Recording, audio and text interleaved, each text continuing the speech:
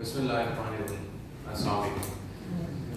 आज का टॉपिक हमारा to find the relationship between specific heat capacity at constant pressure and constant volume और paper point of view से important है to prove that Cp minus Cv is equal to R which is universal gas constant. तो उसके लिए चंद छोटी definitions पहले understand करेंगे और वो डेफिनेशंस उनकी अंडरस्टैंडिंग डेवलप करने के बाद उनका रिलेशन इजीली फाइंड करेंगे। ठीक है, so we start with heat capacity. देखिए, कैपेसिटी गुंजाइश को कहते हैं किसी ऑब्जेक्ट की हीट एब्जॉर्ब करने की गुंजाइश, कितनी हीट वो एब्जॉर्ब कर सकते हैं उसे हम कहते हैं हीट कैपेसिटी। तो यूजुअली हम अपने लिए स्टैंडर्ड बना लेते हैं कि हम डिफरेंट मासेस ले लेते हैं, डिफरेंट ऑब्जेक्ट्स ले लेते हैं, डिफरेंट नेचर के ऑब्जेक्ट्स, उनके डिफरेंट मासेस, और फिर चेक करते हैं कि 1 डिग्री सेंटीग्रेड या 1 केल्विन से उनका टेम्परेचर इंक्रीज करने के लिए कितनी हीट एनर्जी चाहिए होगी। तो this amount of heat energy is called heat capacity. So I define heat capacity as the amount of heat required to raise the temperature of a given mass of a substance by 1 centigrade or 1 Kelvin। आपको कोई भी मास दे दिया जाए और उसके temperature को 1 degree centigrade से change करने के लिए जो हीट चाहिए वो क्या कहलाएगी? हीट कैपेसिटी कहलाएगी। तो मुझे आप जनरली बताएं, अगर आपको 1 kg ऑफ आइस दे दिया जाए तो उसका टेम्परेचर 1 डिग्री सेंटीग्रेड से इंक्रीज करने के लिए ज्यादा हीट देनी पड़ेगी या 2 kg of ice? Definitely 2 kg of ice के लिए हमें ज्यादा हीट देनी पड़ेगी। ठीक है, तो द अमाउंट ऑफ हीट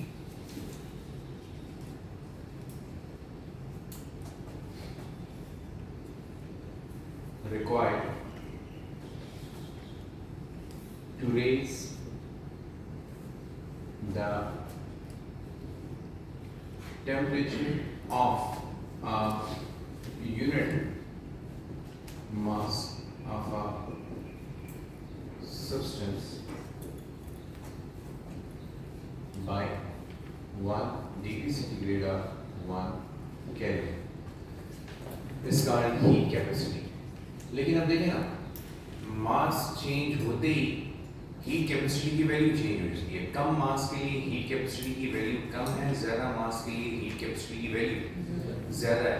तो बेहतर स्टैंडर्ड ये है कि हम मास स्पेसिफाई कर दें। तो फिर 1 kg हो तो हमें पता चल जाएगा 1 kg के लिए इतनी स्पेसिफिक इतनी कैपेसिटी है हीट कैपेसिटी, तो 2 kg के लिए कितनी है, हाफ kg के लिए कितनी है, 10 kg के लिए कितनी है। इसलिए इस डेफिनेशन में सिर्फ एक छोटी सी मॉडिफिकेशन इसमें, to raise the temperature of a not unit mass, given mass of a substance, वो गिवन मास कोई भी मास होगा, और इसमें मॉडिफिकेशन कहते हैं the amount of heat required to raise the temperature of a unit mass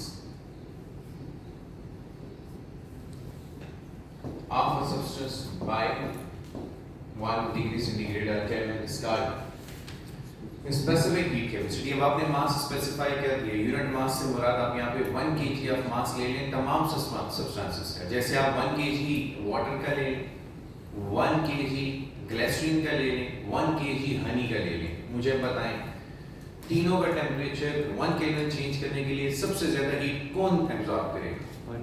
Honey ज्यादा heat absorb करेगा। तो उसकी स्पेसिफिक हीट कैपेसिटी ग्लिसरीन और वाटर के मुकाबले में ज्यादा है। You got my point? Okay. Then you have molar specific heat capacity। वहाँ पे आपने कह दिया 1 kg मास या यूनिट मास। तो यहाँ पे आप सिर्फ इतना करेंगे, गैसेस के लिए डिफाइन करेंगे the amount of heat required to raise the temperature of 1 mole of a substance by 1 degree centigrade और 1 केल्विन। तो अब आप मास की जगह मोल्स की तरफ चले गए। गैसेस और लिक्विड्स के लिए अमूमन हम नंबर ऑफ मोल्स ले लेते हैं, तो नंबर ऑफ मोल्स जो है यहाँ पे इंपॉर्टेंट है। तो मोलर स्पेसिफिक हीट कैपेसिटी में आपने मास को किससे रिप्लेस कर देना है? मोल से रिप्लेस कर देना है। अब इसमें एक और कंडीशन ऐड करें, molar specific heat capacity at constant volume. तो आपने सिस्टम को हीट तो देनी है but keeping the volume constant. तो आप इसमें एक मॉडिफिकेशन और करें, the amount of heat required to raise the temperature of 1 mole of a substance by 1 kelvin keeping volume constant. Volume को कांस्टेंट रखते हुए आपने ये करना है। और इसी तरह अगर आप यही प्रोसेस प्रेशर को कांस्टेंट रखते हुए करें तो उस वक्त जो हीट आपने सिस्टम को दी है वो क्या कहलाएगी, molar specific heat capacity at constant pressure. तो देखिए ये प्रोसेस भी आप जानते हैं, ये भी जानते हैं, ये हमने प्रीवियस लेक्चर्स में पढ़ा हुआ है ऑलरेडी। कांस्टेंट वॉल्यूम प्रोसेस कौन सा था, रिमेंबर, आइसोकोरिक प्रोसेस। और आइसोकोरिक प्रोसेस की प्रैक्टिकल एग्जांपल प्रेशर कुकर।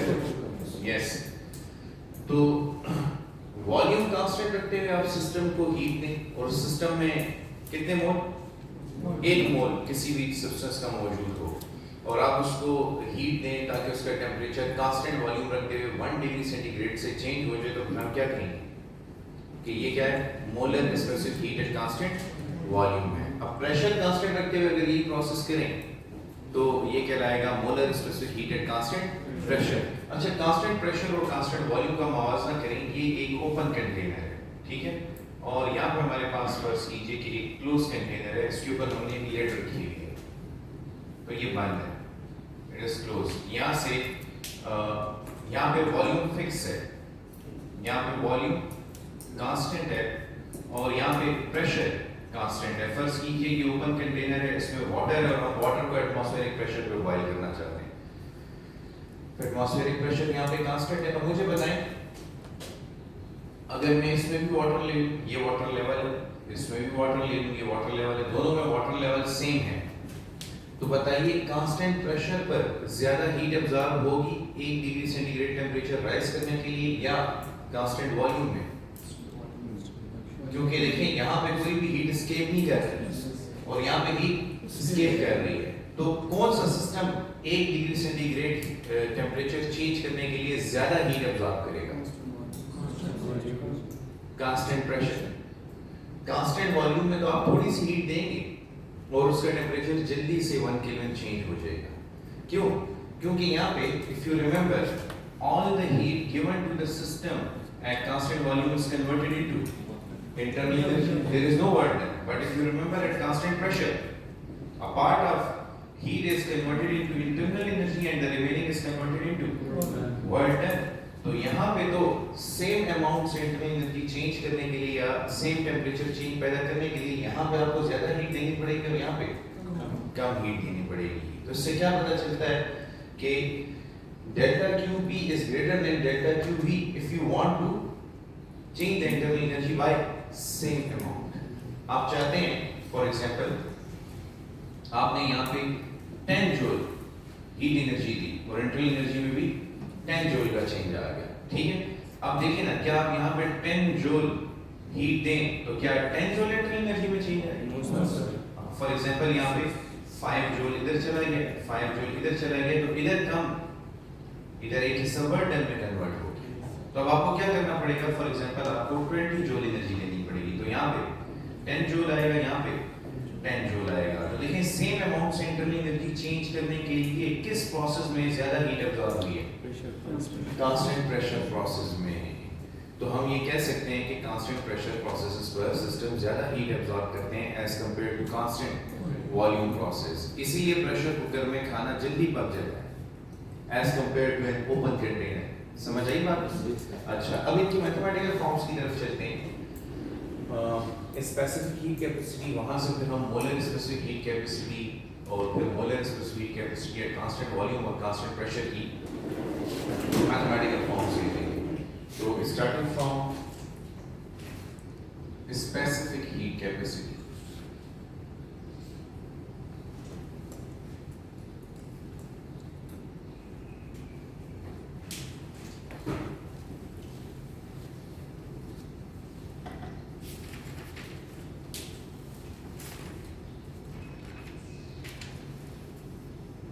तो डिफाइन कर चुके हैं हम। Specific heat capacity is the amount of heat required to raise the temperature of 1 kg of a substance by 1 Kelvin।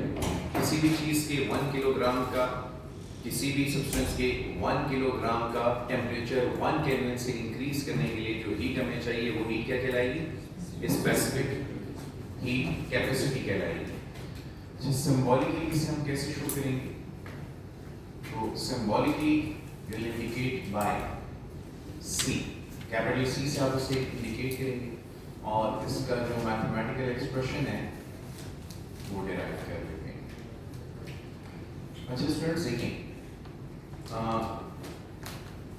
amount of heat given to the system is directly proportional to mass। मैंने जैसे पहले example दी, 1 kg का temperature 1 kelvin से change करने के लिए आपको ज्यादा हीट देनी पड़ेगी या 2 kg? 2 kg। तो the amount of heat is directly proportional to mass, ठीक है। एंड अगर आप मास कांस्टेंट रखें तो फिर जितनी ज्यादा हीट देंगे टेम्परेचर चेंज उतना ज्यादा होगा। यानी आपने 1 kg वाटर ले लिया, अब जितना आप ज्यादा हीट दे रहे हैं उतने टेम्परेचर में चेंज ज्यादा होगी। तो यहाँ पे हम डिस्कशन करते हैं कीपिंग डेल्टा टी कांस्टेंट, और यहाँ पे हम डिस्कशन करते हैं keeping M constant. If you combine the two relations, del Q is directly proportional to m del T, and if you convert this proportionality into equality, you get del Q is equal to C m delta T, where C is the constant of proportionality and it is called specific heat capacity। ये specific heat capacity कहलाएगा। अच्छा देखिए, अब heat के लिए आपको एक और फॉर्मूला मिल गया, ठीक है। आप कह सकते हैं दिस इज योर इक्वेशन 1, और इक्वेशन नंबर 1 के मुताबिक अगर आप C की वैल्यू फाइंड करें तो C turns out to be del Q upon m delta T। देखिए इसे, specific heat capacity is the amount of heat required to raise the temperature of a given mass, unit mass of the substance by unit Kelvin या 1 Kelvin, ठीक है। ये आपके पास specific heat को calculate करने का फॉर्मूला है। यूनिट बता सकते हैं? What is the unit? Heat के लिए जूल, मास के लिए किलोग्राम, और टेम्परेचर के लिए केल्विन, या फिर सेंटीग्रेड भी आप इस्तेमाल कर सकते हैं। तो जूल पर केजी पर डिग्री सेंटीग्रेड, ठीक है। अब इसमें आप लोगों ने मोलर स्पेसिफिक हीट एक वर्ड ऐड कर, मोलर स्पेसिफिक हीट। तो what is molar specific heat? तो अगेन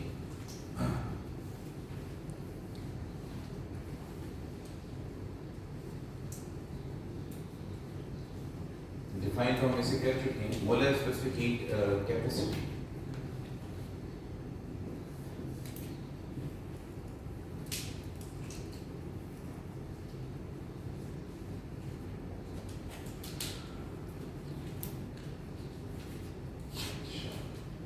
तो इसको भी हम C से ही इंडिकेट करते हैं, लेकिन अब इन दोनों में फर्क इतना होगा कि यहाँ पे अपने मास ऑफ द सब्सटेंस को कंसीडर किया है, तो मोलर स्पेसिफिक हीट कैपेसिटी में आप नंबर ऑफ मोल्स को कंसीडर करेंगे। तो सेम डेरिवेशनल स्टेप्स हैं। यहाँ पे delta Q is directly proportional to m, तो यहाँ पे it is proportional to number of moles of the substance, and the same change in temperature. इसको डिस्कस करते हुए डेल्टा T को आपने कांस्टेंट रखना है, और इसको डिस्कस करते हुए आपने नंबर ऑफ मोल्स को कांस्टेंट रखना है, ठीक है। अच्छा, if you combine the two relation, del Q is directly proportional to n delta T, या del Q is equal to C n delta T, या फिर C की वैल्यू आप निकाल सकते हैं del Q divided by n delta T। ये दो एक्सप्रेशंस हैं आपके पास जो वेरियस न्यूमेरिकल प्रॉब्लम्स या एमसीक्यू सॉल्यूशन में फिर इस्तेमाल होंगे। इसको आप इक्वेशन नंबर 2 कह सकते हैं, और इसको आप इक्वेशन नंबर 3 कह सकते हैं। अच्छा, यहाँ से आप इसका यूनिट डिफाइन कर दें, तो बताइए इसका क्या यूनिट होगा? जूल पर मोल पर केल्विन, जूल पर मोल पर केल्विन, ठीक है। केल्विन में के का बहुत ख्याल रखना है कि शुड बी कैपिटल। ये देखिए मैंने यहाँ पे ख्याल रखा, किलोग्राम में जो के है वो स्मॉल होता है, और केल्विन में जो के है वो capital होता है। It is a unit on the name of a scientist, so always written symbolically as capital by a capital letter। अब आपके पास जो टाइप्स हैं मोलर स्पेसिफिक हीट कैपेसिटी की, तो वो दो टाइप्स हैं। एक है आपके पास molar specific heat capacity at constant volume, और दूसरा आपके पास molar specific heat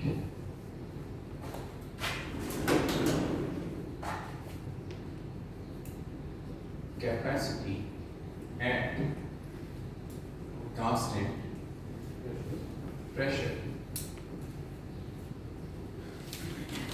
Just in mathematical forms में छोटी सी वेरिएशन, इक्वेशन नंबर 2 के मुताबिक आपने तो हीट दी तो ये जिक्र ही नहीं किया था कि कांस्टेंट प्रेशर पे आपने हीट दिया या कांस्टेंट वॉल्यूम पे।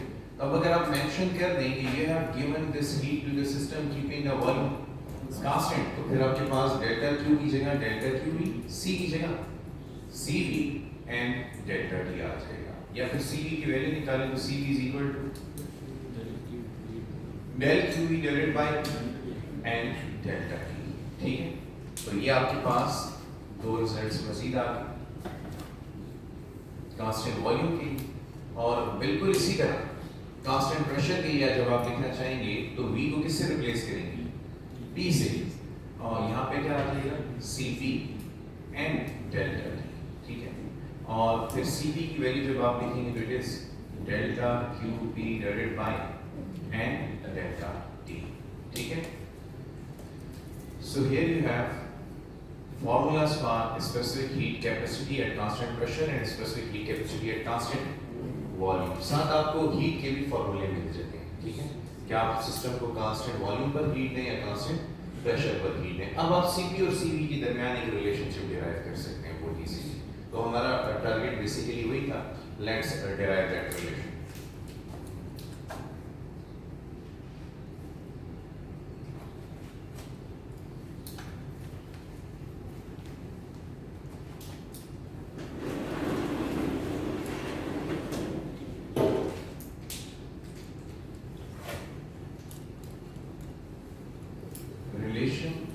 between CP and CV। वैसे स्टूडेंट्स जब थोड़ी देर पहले मैं डिस्कशन कर रहा था तो मैंने आपको बताया था कि delta Q P is greater than delta Q. इस डिस्कशन का कंक्लूजन ये था कि कांस्टेंट प्रेशर पर सिस्टम ज्यादा हीट एब्जॉर्ब करता है बनिस्बत कांस्टेंट वॉल्यूम के। तो अगर delta Q P Q V से ज्यादा है तो इसका मतलब ये देखें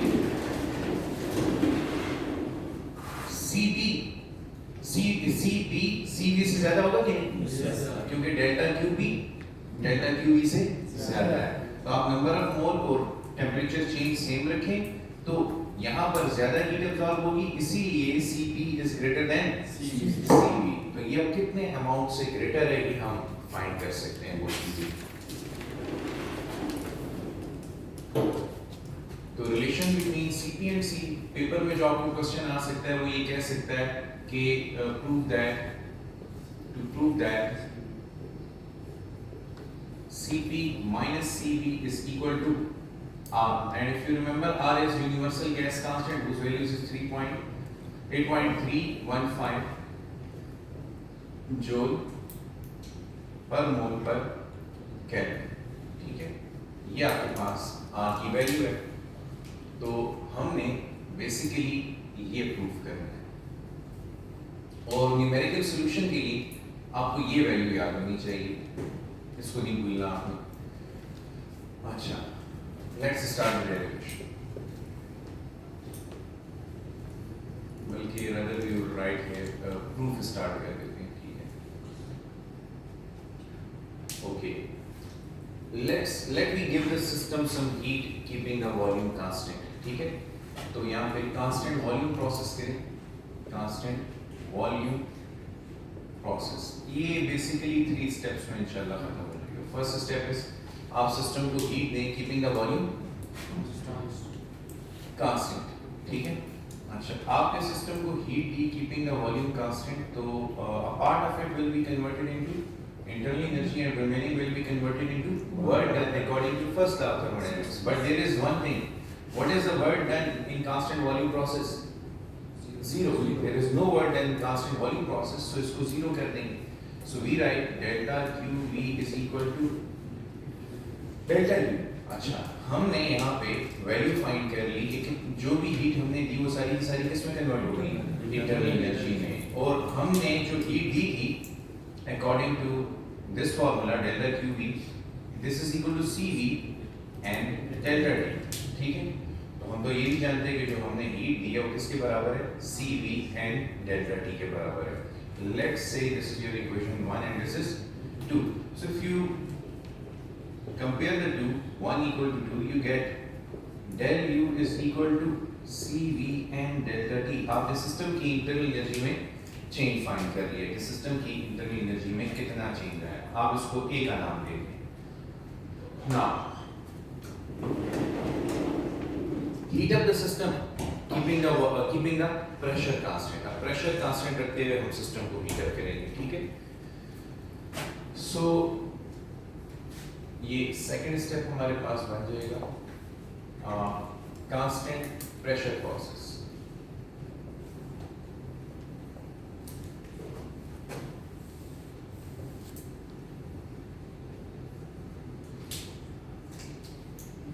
अच्छा, अगेन यही स्टेप्स करें जो आपने यहाँ पे किए। ठीक है, सबसे पहले फर्स्ट लॉ अप्लाई करें, तो delta Q P is equal to delta U plus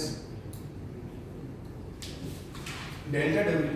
और ये पता है कि आपकी प्रिंसिपल इक्वेशन बन जाएगी। इसमें आपने सारी वैल्यूज पुट करनी है। ये equation P, delta Q P की वैल्यू इसमें पुट करें, डेल्टा यू की वैल्यू इसमें पुट करें, डेल्टा डब्ल्यू की वैल्यू पुट करें।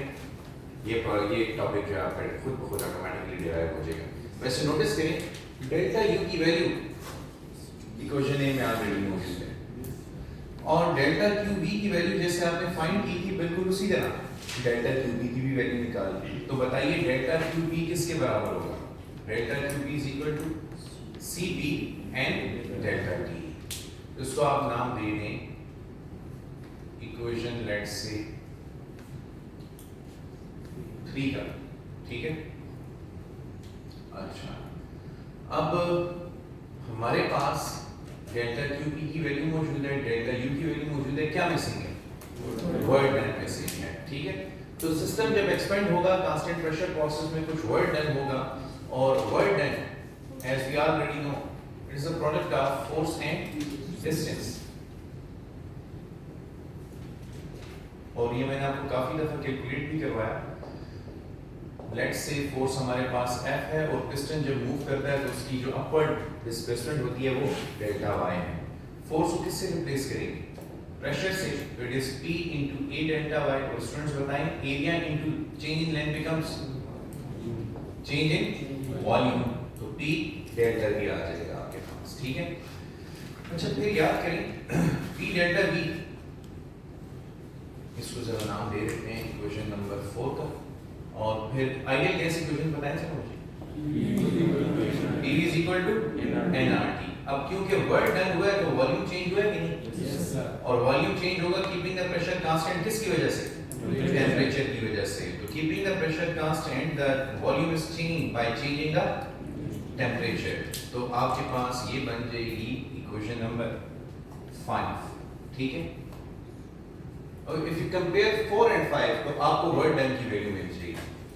4 is equal to 5 implies that delta W is equal to n R delta T। Agree करते हैं? देखिए ये P डेल्टा V हमने फाइंड किया, P डेल्टा V nRT के बराबर है, तो हमने 4 और 5 को कंपेयर करके साबित किया कि वर्क डन जो है वो nRT के बराबर है। अच्छा, इसको नाम दे दें लेट्स से इक्वेशन, इसको मैं C का नाम देना चाहूंगा और इसको D का नाम दे देते हैं। ठीक है, now put the values from A, C and D in equation B। Putting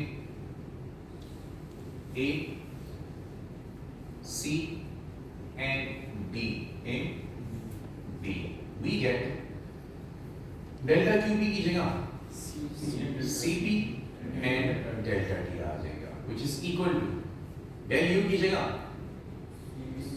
CV and delta T, CV and delta T आ जाए, और delta W की जगह NR delta T। बताइए इन दोनों में क्या कॉमन है, CP एन डेल्टा टी इधर भी मैं अलग कर देता हूँ C V plus R N delta T मैंने यहाँ पर भी अलग कर दिया। अब दोनों तरफ देखें एन डेल्टा टी और एन डेल्टा टी कैंसिल हो जाएगा तो रिजल्ट आएगा C P is equal to C V plus R. यानी सी पी की वैल्यू उस वक्त मिलेगी जब आप सी वी के साथ क्या ऐड करेंगे आर ऐड करेंगे। तो क्या साबित हुआ कौन बड़ा है C P. In other words we can write Cp minus Cv is equal to R और यहाँ से ये भी साबित हो गया कि Cp is greater than Cv। समझ आ रही है? So this is it. Thank you.